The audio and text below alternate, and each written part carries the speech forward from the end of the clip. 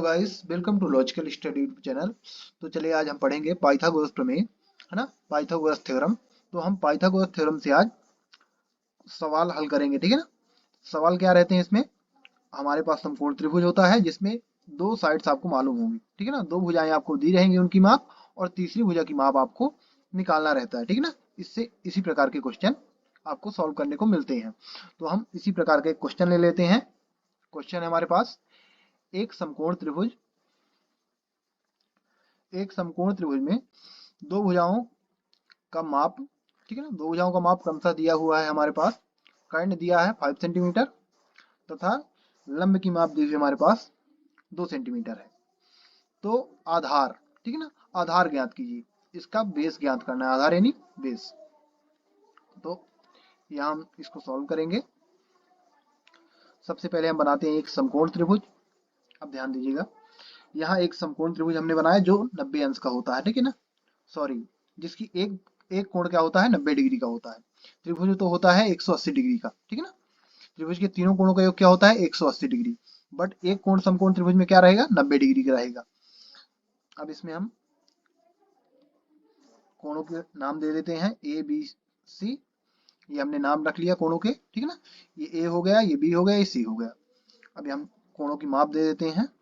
तो कोणों की माप क्या है हमारे पास, एक कोण की माप दे देते हैं 90 डिग्री, क्योंकि ये समकोण त्रिभुज है। अब समकोण त्रिभुज की माप हमने 90 डिग्री दे दी। तो हमारे पास ध्यान दीजिए, कर्ण भुजा दी हुई है, कर्ण यानी हाइपोटेनस। और एक त्रिभुज में कर्ण जो सबसे बड़ी भुजा होती है वो होती है कर्ण, ठीक है ना, जिसको हम हाइपोटेनस बोलते हैं। फिर ये जो सीधी खड़ी रेखा रहती है इसको हम बोलते हैं लंब, जिसको हम बोलते हैं परपेंडिकुलर। तो लंब हमारे पास दिया है 2 सेंटीमीटर। और जो नीचे जिसमें पूरा त्रिभुज टिका हुआ होता है उसे क्या बोलते हैं हम, बेस, ठीक है ना, जिसे हम बोलते हैं हिंदी में आधार। तो इनकी माप दे देते हैं जो जिसकी दी हुई है। तो कर्ण की दी हुई है 5 सेंटीमीटर, लंब की दी है 2 सेंटीमीटर, और आधार हमें ज्ञात करना है, बीसी हमें ज्ञात करना है, ठीक है ना। तो यहाँ लिखेंगे दिया है, ठीक है ना। क्या दिया है हमारे पास, कर्ण दिया है और लंब दिया है। कर्ण भुजा लंब भुजा को हम क्या मानेंगे, जैसे लंब है तो ये ए और बी के बीच में आ रही ना, ए और बी के भी शीर्ष के बीच में आ रही है, ठीक है ना। ये ऐसे देखेंगे तो ए बी भुजा इसे हम मान लेंगे। तो ए बी बराबर क्या है, 2 सेंटीमीटर। यहाँ लिखेंगे ए बी बराबर 2 सेंटीमीटर। और फिर लिखेंगे एसी। एसी क्या है, इसको भुजा मानेंगे एसी को, तो एसी है 5 सेंटीमीटर। और बीसी हमें, ठीक है ना, बीसी ज्ञात करना है। तो यहाँ क्या था, कर्ण एसी को हम, ये जो भुजा है इसे हम हाइपोटेनस बोलते हैं। तो हाइपोटेनस हमारे पास क्या था, 5 सेंटीमीटर है, ठीक है ना, दिया है। और लंब परपेंडिकुलर हमारे पास दिया है 2 सेंटीमीटर, जिसे हमने ए बी माना है। तो ए बी और ए सी दी है, बी सी हमें ज्ञात करना है, आधार, जिसे हम बोलते हैं बेस। अब हम यहाँ लिखेंगे पाइथागोरस प्रमेय से या पाइथागोरस थ्योरम से, पाइथागोरस प्रमेय से। अब पाइथागोरस का प्रमेय का इसमें हम रूल लगाएंगे और हम बीसी भुजा निकाल लेंगे। पाइथागोरस प्रमेय का रूल होता है, कर्ण का स्क्वायर बराबर आधार का स्क्वायर प्लस लंब का स्क्वायर, ठीक है ना। इसे हम पहले लंब ले सकते हैं, पहले आधार, दोनों, ये इसे आधार पहले कर दें या फिर लंब, इनमें से कोई फर्क पड़ने वाला नहीं है। अब यहाँ आप देख सकते हैं कि हमने जो जिसको माना है यहाँ हम सेम मान पुट करेंगे।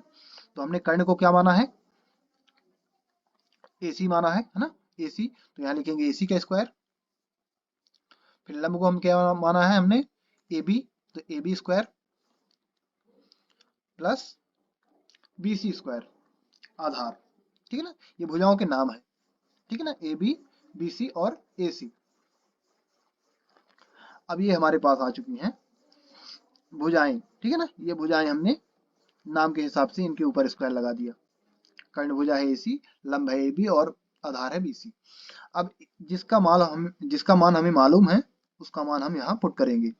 तो ए बी का मान दिया है ए सी का, बी सी हमें ज्ञात करना है यानी आधार। तो यहाँ लिखेंगे ए सी की जगह 5 का स्क्वायर, ए सी की वैल्यू 5 है। और ए बी की जगह, सॉरी, हाँ, ए सी की जगह, ए बी की जगह हम लगाएंगे 2, ठीक है ना। ए सी की जगह 5 है और ए बी की जगह 2 रख देंगे, तो 2 का स्क्वायर और बी सी का स्क्वायर, बी सी हमें ज्ञात करना है। अब यहाँ इसका वर्ग कर देंगे, 5 का वर्ग आएगा 25, 2 का आएगा 4 और प्लस बी सी स्क्वायर, ये सेम उतार आएगा क्योंकि ये भुजा हमें ज्ञात करनी है। अब यहाँ BC भुजा हमें निकालनी है तो इसको हटाना पड़ेगा, है ना।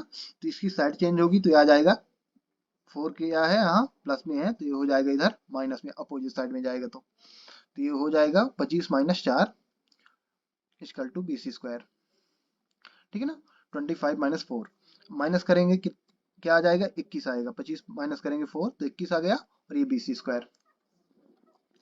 अब यहाँ ध्यान दीजिएगा जब किसी संख्या में, ठीक है ना, बराबर के इस पार या उस पार, जैसे बराबर के इस पार क्या है वर्ग है तो ये वर्ग हटेगा तो अपोजिट साइड में वर्गमूल लग जाएगा, ठीक है ना।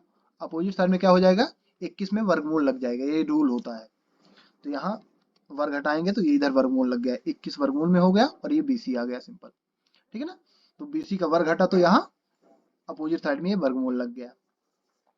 अब यहाँ 21 का वर्गमूल क्या होता है तो 21 का वर्गमूल आएगा यहाँ समथिंग 4.58। ये हमारे पास BC भुजा आ चुकी है 4.58 सेंटीमीटर, ठीक है ना। तो ये इस तरह हम जब हमें दो भुजाएं ज्ञात होती हैं तो हम तीसरी भुजा फाइंड करते हैं, ठीक है ना, तीसरी भुजा निकाल लेते हैं। तो गाइस आशा करता हूं कि पाइथागोरस प्रमेय से आप किसी भी समकोण त्रिभुज की भुजाएं कैसे निकालते हैं। यदि दो भुजाओं की माप दी हुई है तो हम तीसरी भुजा किस तरह निकाल सकते हैं ये हमने समझाया है, तो आपको अच्छी तरह समझ में आ गया होगा। इसी प्रकार मैथ से रिलेटेड वीडियो देखने के लिए हमारे चैनल को सब्सक्राइब करें, लाइक करें, कमेंट करें। जय हिंद, जय भारत।